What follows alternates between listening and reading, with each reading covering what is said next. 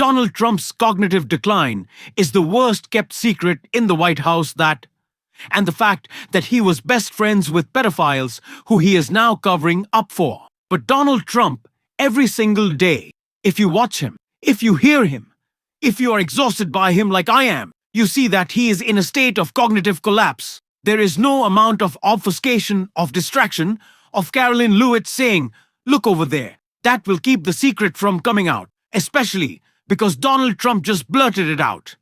And he is really making it clear how furious he is that we all know when a top official went public over his MRI and he responded with a slur-filled truth social meltdown that we are going to get into. But before we do, if I could quickly ask you to leave a like on this video.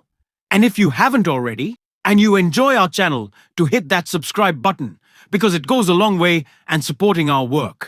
Now, before we get into this slur-filled posting meltdown, I want to start with the racist rant from Donald Trump about Somalia that began at all.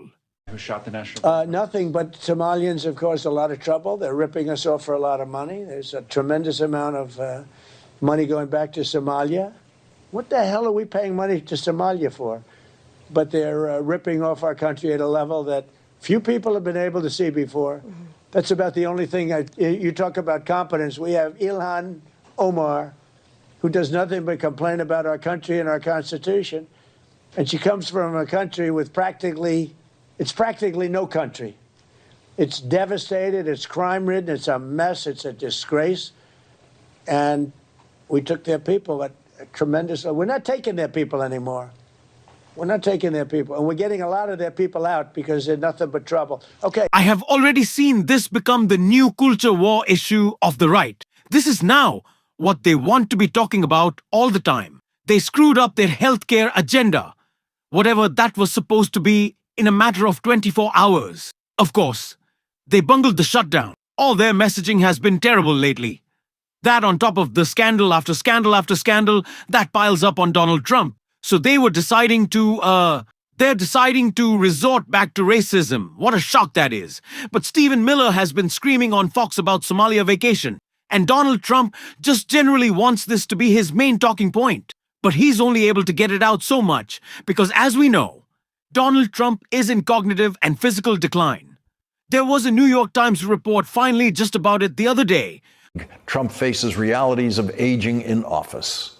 The Times has documented the newly abbreviated schedule for the struggling 79-year-old man. Quote, in 2017, the first year of his first term, Mr. Trump's scheduled events started at 10:31 a.m. on average. By contrast, Mr. Trump in his second term has started scheduled events in the afternoon on average at 12:08 p.m. His events end on average at around the same time as they did during the first year of his term, shortly after 5 p.m. The number of Mr. Trump's total official appearances has decreased by 39%. 39% less Donald Trump. That's what we're getting now. Donald Trump was the laziest president we had ever seen in his first term. He is now 39% lazier. And he is now apparently struggling with a 5-hour workday. And of course, none of us have seen him do anything that in any way meets the definition of work during those 5 hours. The Times reports Mr. Trump appeared to doze off during an event in the Oval Office. And so we are now covering the physical decline and fall of Donald Trump. Last night, I mentioned Donald Trump's age a couple of times when I pointed out that you can see the 79-year-old man who gets very little sleep bewildered about how he is losing his grip on the Republican Party. And there are people who are in full-blown dementia in their early 60s. We all age differently, and Donald Trump is aging just fine for someone who should be watching TV all day and playing golf occasionally. This man is in severe decline. It is easy to see. You don't even need a medical diagnosis anymore. Just listen to him slur his words. See that he is canceling events. Understand that he is waking up later, that he is working less. Not that Donald Trump really ever worked in the first place.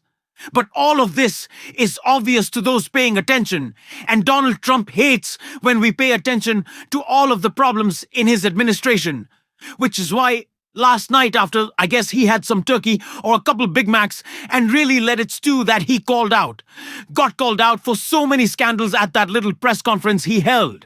He took his tiny little fingers to Truth Social and he melted down, as always, in a slurred-filled rant over his mental decline. Walz demands Trump's MRI results after unhinged slur attack. Minnesota Governor Tim Walz clapped back at Donald Trump's use of an offensive slur against him by demanding that the president release the results of an MRI scan he was revealed to have undergone last month during a Thursday night Thanksgiving Truth Social rant. In the wake of the previous day's fatal shooting by an Afghan national of National Guardsmen near the White House, Donald Trump described Tim Walz as seriously R-worded over his supposed stance on Somali immigrants ripping off America. In response, Walz posted on Twitter a screenshot of Trump's late-night post that had been targeted him, of course, by name, with a 4-word response that simply read, "Release the MRI results." Walz's jab referenced Trump's disclosure that he underwent an MRI in October. Trump has called this scan perfect, but declined to say which part of his body was imaged or why they did it.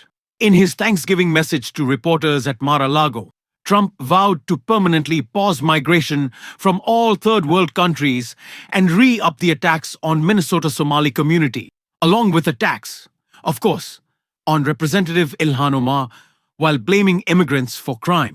In an accompanying Thanksgiving post on Truth Social, Trump fixated on Minnesota, claiming that Somali gangs are roving the streets, and claimed that the state was being completely taken over, as well as sliding walls. He threatened to terminate temporary protected status for Somalis in Minnesota and attacked Omar as the worst congresswoman in our country. Obviously, this is just a disgusting racist campaign from Donald Trump to try to distract from so many things.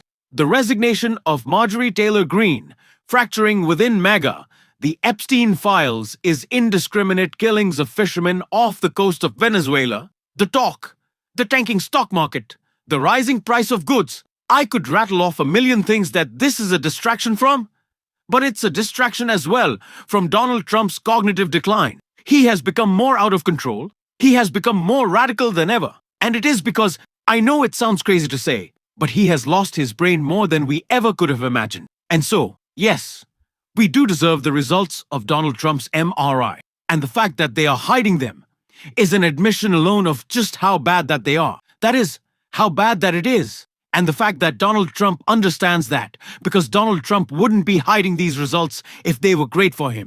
He always talks about how he's a big, strong ox, and he's the healthiest president that anyone's ever seen. And his fake doctor who lost his medical license, who put out a fake report about his health.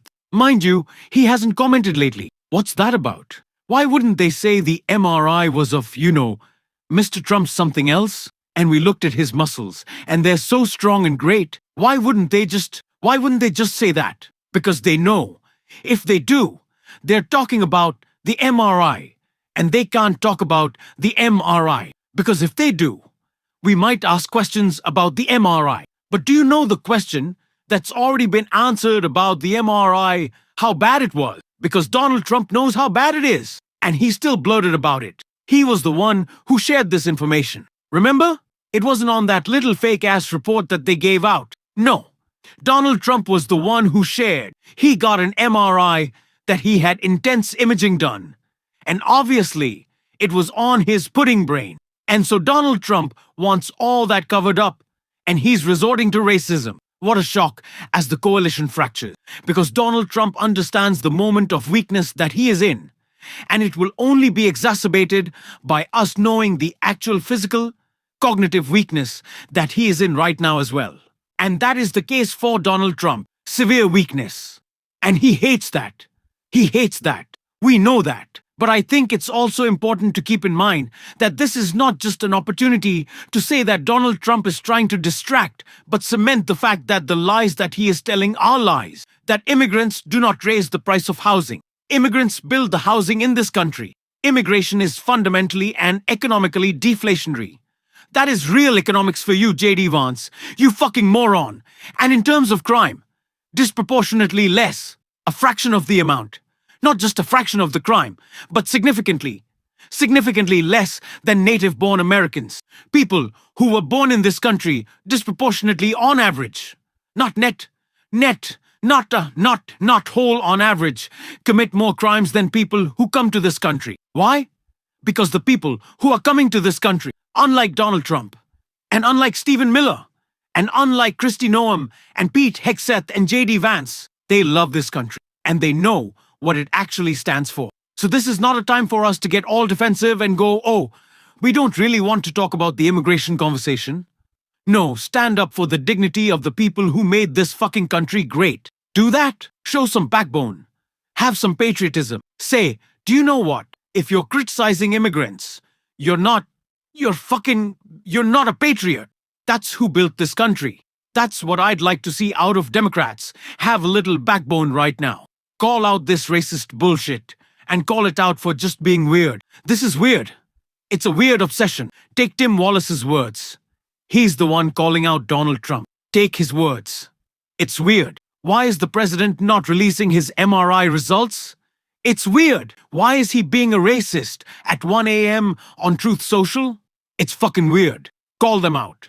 Call them out, because they are going to lose, as Lawrence O'Donnell made clear right here. That Republicans believe they have no chance of winning the House of Representatives next year. That's what Republicans believe, and they blame two people, Donald Trump and Mike Johnson. Quote, a few other GOP members messaged us over the weekend saying that they too are considering retiring in the middle of the term. Here's one particularly exercised senior House Republican. Quote, this entire White House team has treated all members like garbage, all. And Mike Johnson has let it happen because he wanted it to happen. That is the sentiment of nearly all appropriators, authorizers, hawks, doves, rank and file. The arrogance of this White House team is off-putting to members who are run roughshod and threatened. They don't even allow little wins like announcing small grants or even responding from agencies. Not even the high profile, the regular rank and file, random members are more upset than ever. Members know they are going into the minority after the midterms. More explosive early resignations are coming. It's a tinderbox. Morale has never been lower. Mike Johnson will be stripped of his gavel, and they will lose the majority before this term is out.